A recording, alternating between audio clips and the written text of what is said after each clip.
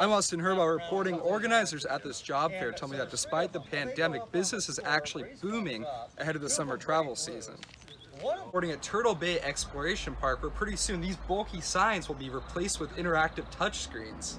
I'm Austin Herbaugh reporting at the Sundial Bridge in Reading, where a multi-million-dollar project is underway to strengthen the city's most iconic landmark. It's hard to believe that there's still feet of snow at higher elevations. There's so much snow at Lassen Volcanic National Park that the main highway still isn't open. And it could be the latest opening ever. As Austin Herbaugh explains, there's a lot of work to be done. The park roads usually open mid-June, maybe early July. A 5-mile stretch of the main highway remains buried. This year, the snow came, it was a pretty heavy snowfall year, but it was a lot of moisture. The higher elevations are still covered in 10 to 15 feet of snow. Our road plowing operation started in April, and we've been going pretty much every day since April to get this road open for folks. This is the literal end of the road for the main highway going through Lassen National Park. So you can see behind me, crews are still working to clear snow. Another danger to look out for are buried, fallen trees. It's an incredible operation. These guys who are doing this are unbelievable experts.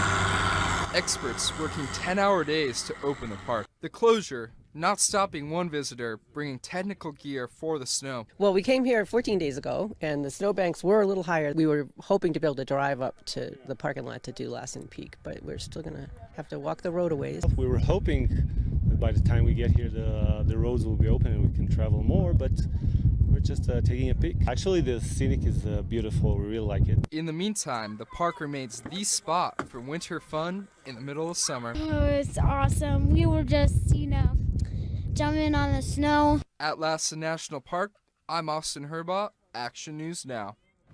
Park officials hope to have the entire main highway open in the next week or two. Well, still ahead on Action News Now at 5. Improvement project along Highway 89 through Greenville. As Action News Now reporter Austin Herbaugh reports, the town is about to get a whole new look.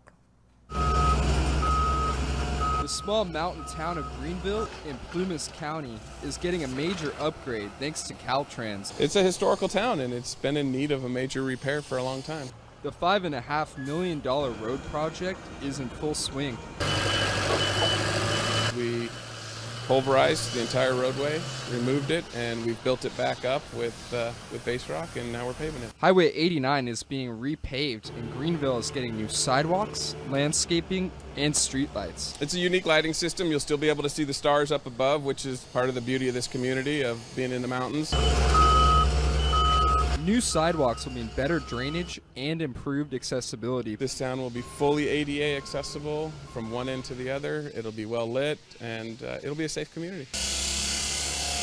A town of 1,000 people being modernized with the goal of keeping its small town charm.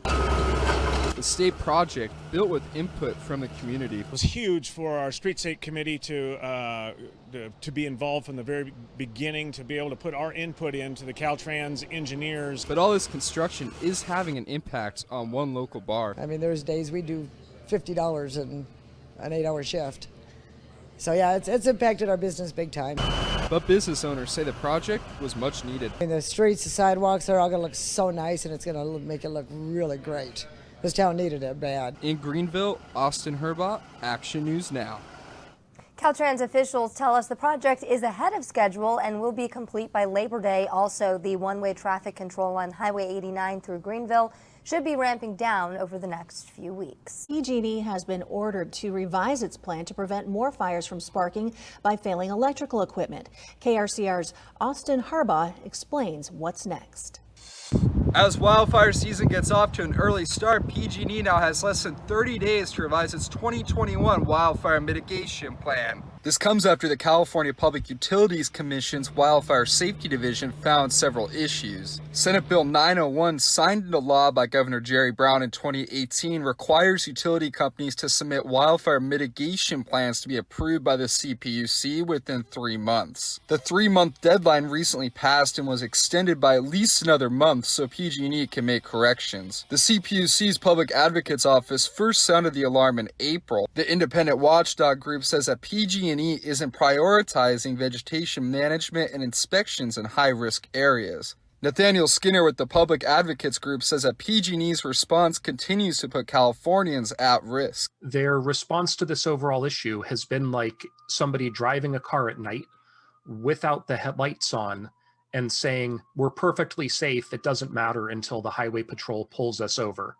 Then we were unsafe. The Wildfire Safety Division says PG&E is spending less money on clearing vegetation from power lines and other equipment, contradicting claims that they're hiring more people to do the work. Other concerns in the report include quality control and verifying how money spent reduces wildfire risk. There still is time for corrections to happen and for PG&E to fix its failures, to get people completing the full inspections, to make sure that they're spending more money on vegetation management and less on bonuses for executives. But time is running short. We reached out to PG&E. The utility says they're working every day to improve their electrical system and reduce wildfire risk, saying in part, quote, "We are focused on resolving gaps in our 2021 plan and further improving the quality and consistency of our work. We continue to evaluate, evolve, and refine our approaches." And as for what's next, PG&E will submit its revised plan for review at the beginning of June. In Reading, Austin Herbaugh, the North States News. All right, well, an update on the Dixie Fire, which is burning in Butte and Plumas counties. This fire burning over 215,000 acres, at 23% containment still. But the Dixie Fire has torn a path of destruction through the Feather River Canyon. And tonight, we're going to hear from a resident caught in the middle of it. KRCR News Channel 7's Austin Herbaugh has more. Surrounded by fire, flames inching dangerously close to Bruce Livingston's home in the Feather River Canyon. An all-out rush underway to save his property and others threatened by the Dixie Fire. To be totally surrounded by the fire, well, not totally, but that's a very unique situation that we've never been, we've had some fires in the canyon that maybe 100 acres or something. All right, where are you guys from? Sequoia National Forest. All right. Sequoia's in the house. The property's safe for now thanks to dozer lines and backfiring operations. Livingston says that the worst appears to be over, but he's still prepared to defend his property. He's also ready to leave at a moment's notice if it comes down to it. I can divert up to 200 gallons a minute of water to run all my fire hoses and sprinklers. I got fire hoses at every house and the barn, 2 for the barn. So a lot of people used to think I was a little obsessive about this, but I don't think they'll say that tomorrow.